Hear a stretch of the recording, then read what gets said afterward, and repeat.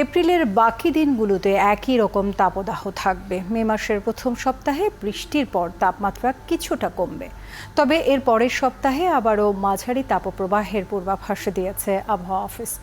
এদিকে রাজধানীতে প্রচণ্ড গরমে কিছুটা স্বস্তি দিতে উত্তর সিটি কর্পোরেশন সড়কে প্রতিদিন 4 লাখ লিটার পানি ছেটানোর কর্মসূচি হাতে নিয়েছে। পাশাপাশি প্রতিটি ওয়ার্ডে বিশুদ্ধ পানি সরবরাহ করা হবে বলেও জানিয়েছেন মেয়র আতিক। সাজিদ সরকারের প্রতিবেদন। প্রচণ্ড তাপদাহে রাজধানীবাসীর হাঁসফাঁস জীবনে স্বস্তি দেওয়ার চেষ্টায় পানি স্প্রে করছে ঢাকা উত্তর সিটি। একই সাথে প্রতিটি ওয়ার্ডের মোড়ে মোড়ে রাখা হচ্ছে বিশুদ্ধ পানি। এই গরমে যদি এরকম একটা বৃষ্টি পাওয়া যায় আলহামদুলিল্লাহ অনেক ভালো লাগবে। 7টা 12টা বন্ধ গাড়ি চালাই গাড়ি বন্ধ করে থুয়ে দিই, ভাই 2বার 3বার গোসল করি, মানে দেখ কে গাড়ি সেট করে থুয়ে এই জন্য গোসল করলাম। 1, 2, 3 ঢাকায় জমি জিতে নিন 100% ক্যাশব্যাক সহ 20 কোটি টাকার পুরস্কার।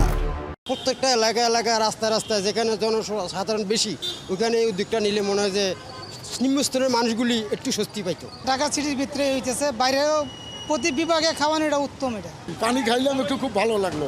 শনিবার আগারগাঁও সড়কে পানি স্প্রের কার্যক্রম উদ্বোধন শেষে মেয়র আতিকুল ইসলাম বলেন, প্রতিদিন সকাল 11টা থেকে বিকেল 4টা পর্যন্ত পানি স্প্রে করা হবে নগরীর বিভিন্ন সড়কে।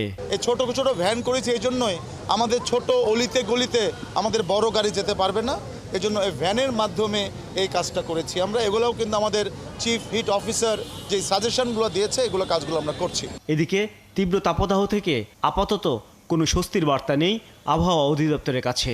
পূর্বাভাসে জানানো হয়েছে মে মাসের 2 তারিখের পর দেশের কয়েকটি অঞ্চলে বৃষ্টি ঝরতে পারে। 2 থেকে 3 তারিখে প্রথমে যে বৃষ্টিটা হবে, যে কথা আমি বললাম, দেশের উত্তর পূর্ব উত্তর দক্ষিণ অর্থাৎ হচ্ছে আপনার ময়মনসিংহ, সিলেট, ঢাকা, চট্টগ্রাম এইসব জায়গায় বৃষ্টির সম্ভাবনা প্রথমে বেশি থাকবে। এবং সেক্ষেত্রেও আপনার বিশেষ করে রাজশাহী এবং খুলনা ডিভিশনের তাপমাত্রা কিন্তু আপনাকে অনেকটাই বেশি থাকবে। তবে মে মাসের দ্বিতীয় সপ্তাহ থেকে তাপমাত্রা আবারও বাড়লেও জুন থেকে আবহাওয়া সহনীয় পর্যায়ে আসবে বলে জানানো হয়েছে আবহাওয়া পূর্বাভাসে। সাজিদ সরকার, 71, ঢাকা।